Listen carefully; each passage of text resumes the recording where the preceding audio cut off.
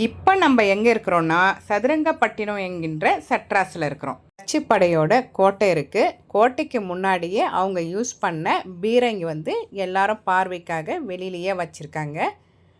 இப்போ நம்ம வந்து கோட்டைக்குள்ளே போய் பார்க்கலாம் வாங்க. இதுக்கு முன்னாடி இந்த இடம் வந்து ரொம்ப பழசாக பாழடைஞ்ச பில்டிங் மாதிரி இருந்தது.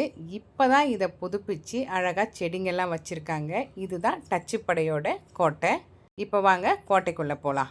இந்த கோட்டை மாமல்லபுரத்துலேருந்து 10 கிலோமீட்டர் தூரத்தில் தான் இருக்குது சதுரங்கப்பட்டினம்.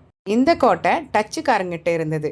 பிரிட்டிஷ்காரங்க சண்டை போட்டு இந்த கோட்டையை பிடுங்கிட்டாங்க.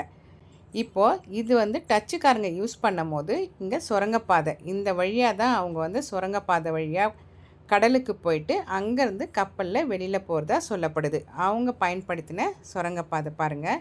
400 வருஷம் ஆனாலும் இந்த குகைக்குள்ளே இருக்கிற சுவர் மட்டும் இடியாமல் அப்படியே இருக்குது. பாருங்கள் எவ்வளோ அழகாக இருக்குது.